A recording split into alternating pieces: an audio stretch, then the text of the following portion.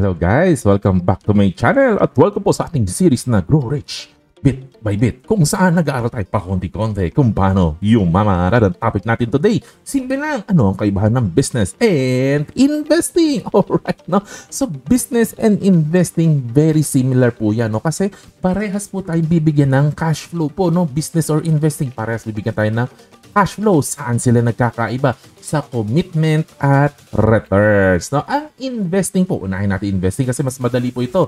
Bumibili po tayo ng asset na nag-e-exist na. Something na existing na, nabibigyan na po tayo agad-agad ng cash flow. Halimbawa, bumili ka ng dividend stocks tapos every year nakakatanggap ka ng dividend. Existing na, kaya binibili mo na lang. Yun ang investing, no? And yung involvement po natin or yung participation po natin, mas minimal lang po. More on, naglalaro lang po yan sa pagre-research. Saan pa tayo magandang pumasok? Magkano ba dapat natin mabili ito? Anong magandang presyo natin pasukin para ma-maximize natin ang ating earnings? So doon naglalaro po yung investing, more on research, no? More on yung pag-aaral. Pero once na binili na po natin, minimal na po ang ating involvement kasi minomonitor na lang natin ano ang nangyayari at nagde-decide na lang tayo if we will keep the investment or ibebenta na natin, no? Pag sa tingin natin dapat nang ibenta. So doon lang po siya naglalaro. Wala na po masyado pang ginagawa, no? Medyo passive po siya. Pero ang business po iba po 'yan kasi gumagawa ka ng asset, hindi ka bumibili. Gumagawa ka ng asset.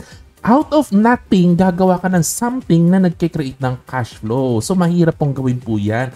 Kailangan po ng maraming skills. Kailangan ng technical, no? Ano ba yung product? Ano yung service na gagawin mo? Medyo masalimuot po yan. May technical part po yan. Tapos, ima-market mo pa, ima-manage mo pa, may people skill ka pa, ganon-ganon. At ang daming effort. At madalas po, maraming negosyante, no? Na gusto tumakas sa 8 to 5 job. Nangyayari, nagtatrabaho sila 24/7 kasi mahirap po talaga ang business. Pero pagdating po sa returns, ayan, malaki po ang kaibahan po yan. Kasi ang businesses po, typically, kayang-kaya po yan, no? Kahit ng ordinary na business, no? Kayang-kaya minsan 100 times returns, no?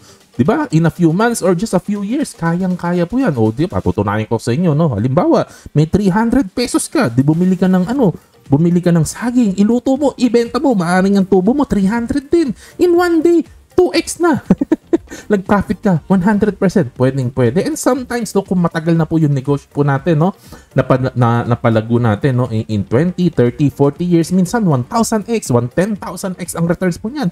Halimbawa, itong mga billionaire po, sila Tony Tan Caktiong ng Jollibee, no, ganyan, ang lalaki ng returns kasi sila ang nag-start ng Jollibee, sila ang nag-start ng mga business po na to, no, sila ang gumawa. Pero sa investing po, iba po ang returns po niyan.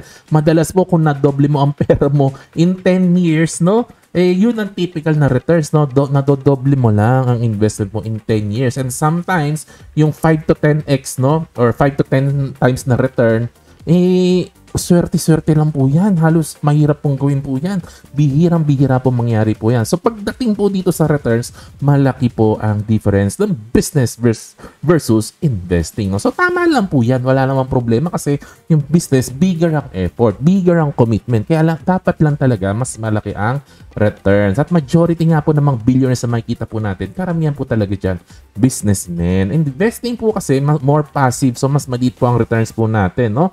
Kaya po madalas po talaga hanggang millionaire na lang ang pangarap natin. And not unless sobrang galing po natin at sobrang haba ng buhay natin. Katulad ni Warren Buffett, no, na nasa 90 years old na at magaling siya, mahaba ang buhay, kaya naging billionaire po siya, no? So, yun po ang kaibahan po niya, no? So, regardless po, no, kung ano po ang katayuan natin sa buhay, ang nasa puso po natin, kailangan po at least isa dito ginagawa po natin. Bakit? Dahil sa innovation, katulad ng pinag-aralan natin ng previous video. So, kailangan po may gagawin po tayo at least isa po dyan. At pinakamaganda, dalawa ginagawa po natin. Hanggang doon lang ang pag-aaral po natin. Sana may natutunan po tayo.